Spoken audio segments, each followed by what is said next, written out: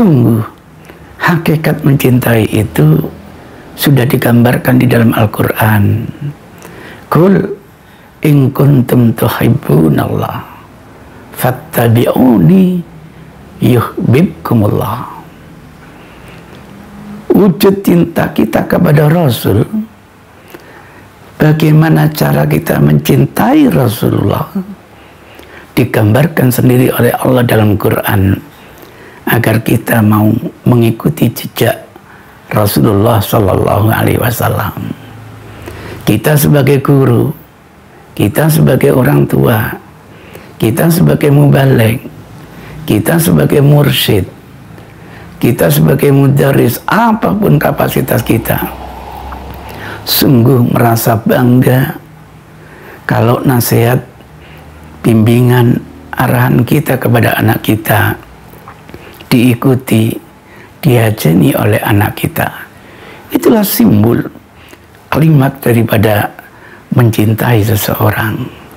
Mencintai Rasul berarti ayo kita upayakan untuk bisa menjalani semua bimbingan Rasulullah Sallallahu Alaihi Wasallam.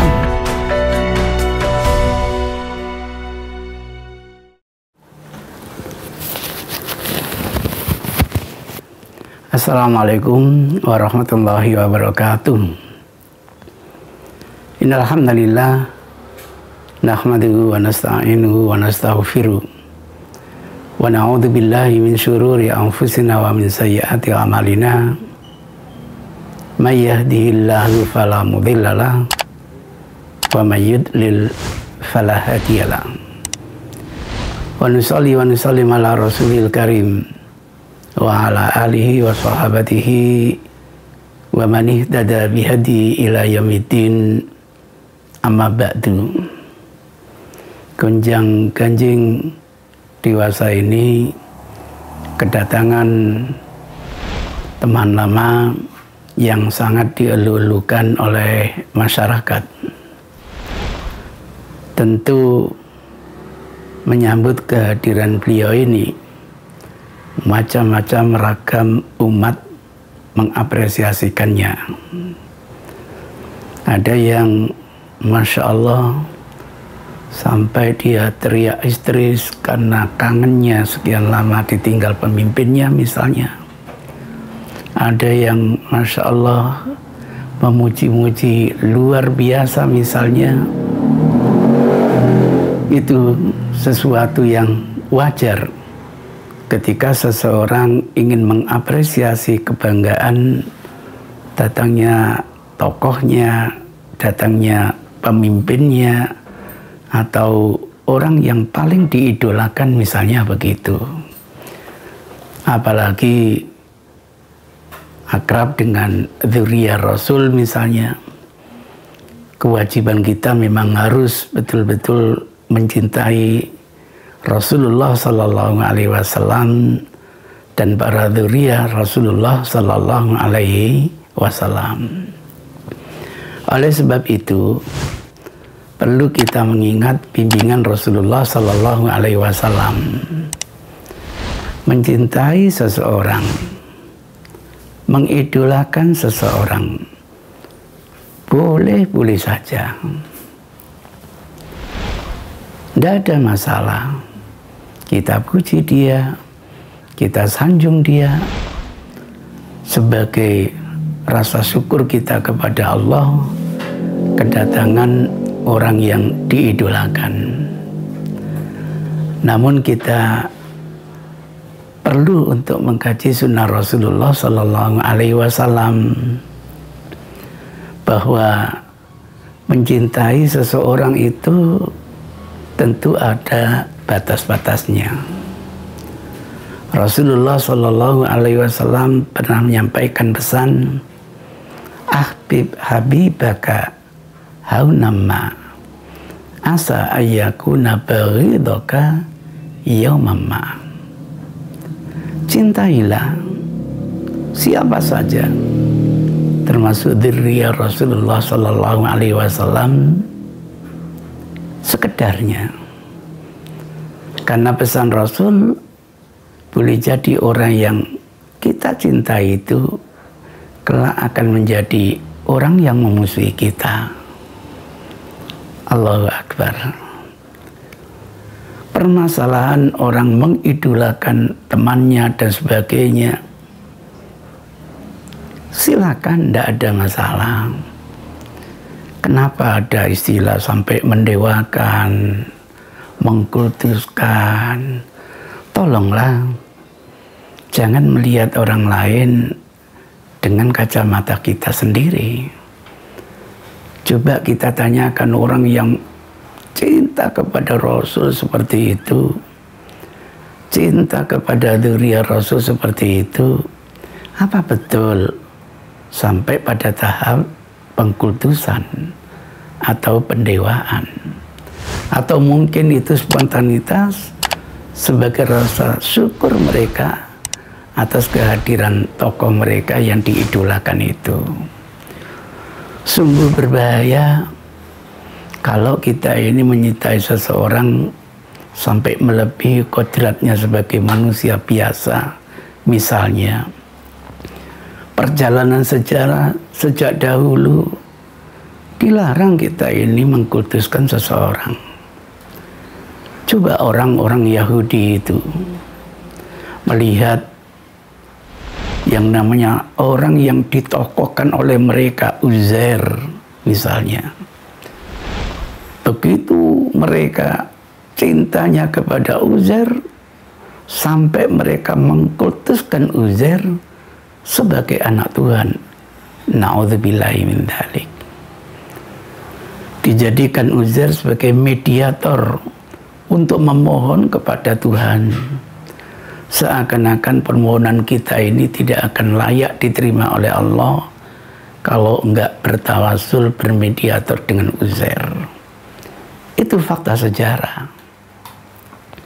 Sedemikian pula datangnya orang-orang Nasrani yang mereka mengkultuskan Isa alaihissalam, sampai Isa ini didewakan oleh mereka, dikultuskan oleh mereka, dijadikan sebagai anak Tuhan. Subhanallah. Sehingga mereka berdoa selalu bermediator dengan Isa alaihissalam. Ada perasaan bahwa doa apapun kalau tidak lewat beliau itu tidak akan sampai kepada Tuhan. Itulah yang terjadi pada Nabi kita Muhammad sallallahu alaihi wasallam. Betapapun beliau orang yang Masya Allah, pilihan Allah, Al-Mustafa. Namun Rasulullah sallallahu alaihi wasallam mengajarkan kepada kita kalimat syahadat, asyhadu an la ilaha illallah wa asyhadu anna Muhammadan abduhu wa rasuluh. Jadi kesaksian kita kepada Nabi Muhammad bukan orang yang luar biasa, enggak. Nabi Muhammad adalah hambanya Allah. Enggak boleh didewakan, enggak boleh dikultuskan. Itu akan terjadi bahayanya sama dengan umat sebelum Nabi Muhammad sallallahu alaihi wasallam. Kesaksian kita Nabi Muhammad adalah hambanya Allah, dan beliau juga adalah Rasulnya Allah Subhanahu wa ta'ala. Oleh sebab itulah kita temukan hadis sahih ketika ada seorang sahabat yang coba-coba panggil Nabi dengan kata Sayyid, maka dengan tegas Rasul mengatakan, la tusayyidni fa inna sayyid Allah. Jangan kamu panggil saya dengan julukan Sayyid, karena panggilan Sayyid itu hanya layak untuk Allah Subhanahu wa ta'ala. Jika Nabi kita dipanggil Sayyid, maka dikhawatirkan akan terjadi pengkultusan pada umat Nabi Muhammad sallallahu alaihi wasallam. Apakah hadis ini dimaknai tekstual atau kontekstual? Saya rasa itu hak setiap orang yang ingin memahaminya.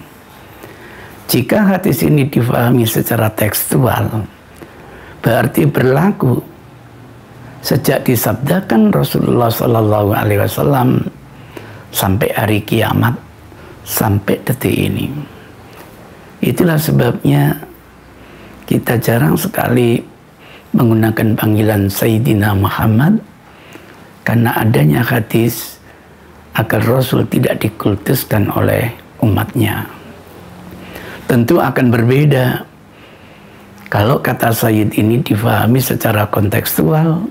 Sudah terjadi reduksi, laki-laki biasa dipanggil Sayyid, perempuan biasa dipanggil Sayyidati, yang di Indonesia sering menjadi kata Siti, misalnya begitu. Mudah-mudahan tidak sampai pada pengkultusan terhadap Rasulullah Sallallahu Alaihi Wasallam. Oleh sebab itu, lepas beliau itu adalah entah itu dzurriyyahnya Rasul atau bukan dzurriyyahnya Rasul, tentu kita wajib menghormati pemimpin, menghormati orang yang diidolakan. Tapi tolong dalam batas-batas yang mudah-mudahan orang lain tidak menganggap kita mendewakan, apalagi sampai mengkultuskan. Sungguh hakikat mencintai itu sudah digambarkan di dalam Al-Quran. Qul in kuntum tuhibbunallah fattabi'uni yuhibbukumullah. Wujud cinta kita kepada Rasul, bagaimana cara kita mencintai Rasulullah, digambarkan sendiri oleh Allah dalam Quran, agar kita mau mengikuti jejak Rasulullah Sallallahu Alaihi Wasallam. Kita sebagai guru, kita sebagai orang tua, kita sebagai mubaligh, kita sebagai mursyid, kita sebagai mudaris, apapun kapasitas kita, sungguh merasa bangga kalau nasihat, bimbingan, arahan kita kepada anak kita diikuti, diajeni oleh anak kita. Itulah simbol kalimat daripada mencintai seseorang. Mencintai Rasul berarti ayo kita upayakan untuk bisa menjalani semua bimbingan Rasulullah Sallallahu Alaihi Wasallam. Maka di tradisi kita semestinya sudahlah, cintailah sewajarnya, ikutilah nasihat-nasihatnya. Ini klimaks daripada wujud kita mencintai seseorang, mencintai yang kita idolakan. Mudah-mudahan kecintaan seperti ini sekali lagi tidak menjadi mendewakan kita kepada seseorang, apalagi sampai mengkultuskan seseorang. Mungkin orang lain keliru melihat temannya yang sedang menikmati kedatangan pemimpinnya yang diidolakan. Mungkin juga kita pelaku ini yang keliru di dalam memuji-memujinya atau mendewa-dewakannya. Mudah-mudahan itu tidak akan terjadi. Pengalaman ketika di Saudi Arabia, banyak di antara mereka itu para habaib. Tapi biasa-biasa saja. Kita duduk bersama, makan bersama, diskusi bersama. Ketika saya berupaya untuk mencium tangannya, waduh, berupaya dilepaskan sedemikian rupa. Mungkin persepsi mereka mencium tangan itu bagian dari mendewakan.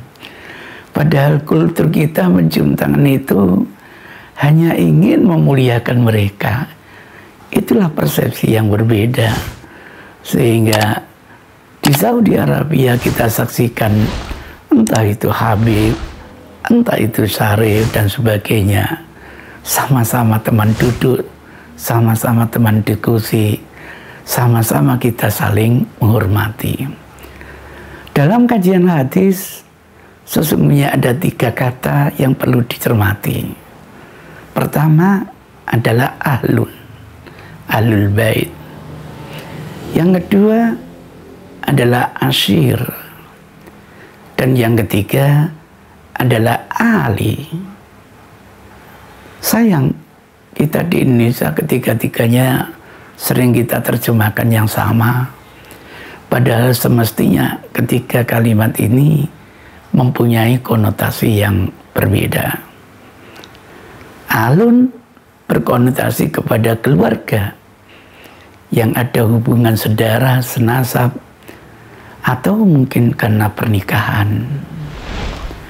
Maka para istri Rasulullah Sallallahu Alaihi Wasallam adalah bagian dari ahlil bait, bagian dari keluarga Rasulullah Sallallahu Alaihi Wasallam.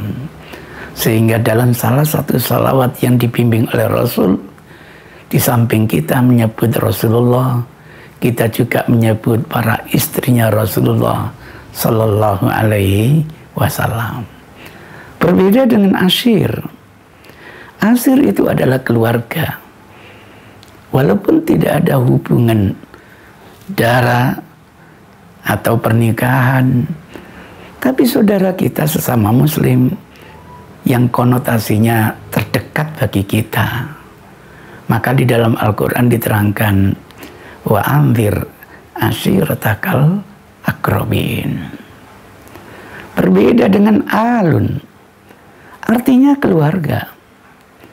Walaupun tidak saudara sedaging, bukan karena nasab, bukan karena keturunan, bukan karena pernikahan, tapi ada ikatan, seidi, sekeyakinan, seagama.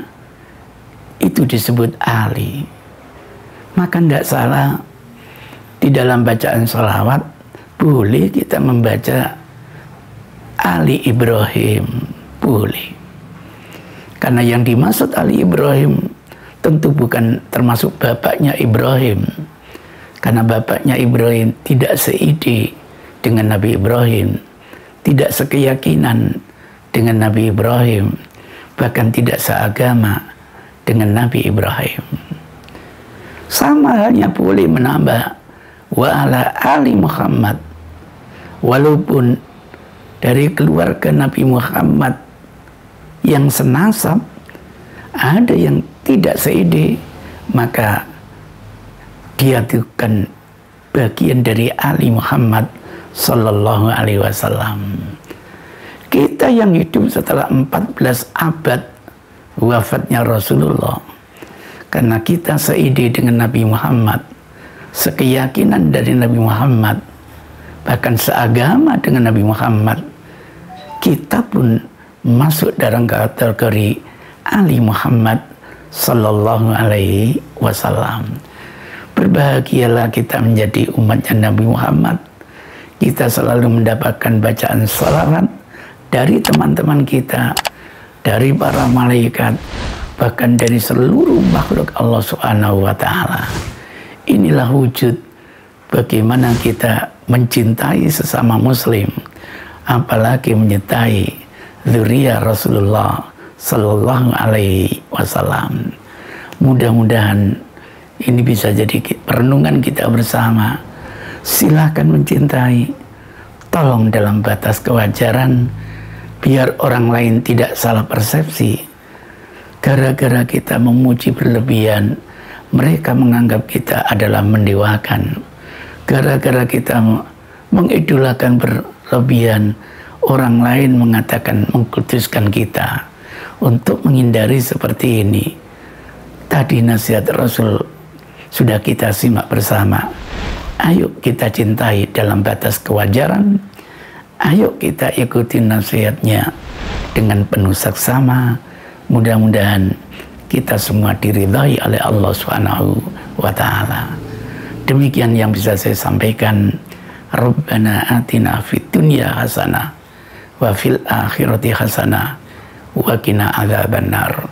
Wa sallallahu ala Muhammadin nabiyil ummi wa ala alihi washabihi wasallam. Walhamdulillahi rabbil alamin. Billahil hidayah wat taufiq. Wassalamualaikum warahmatullahi wabarakatuh.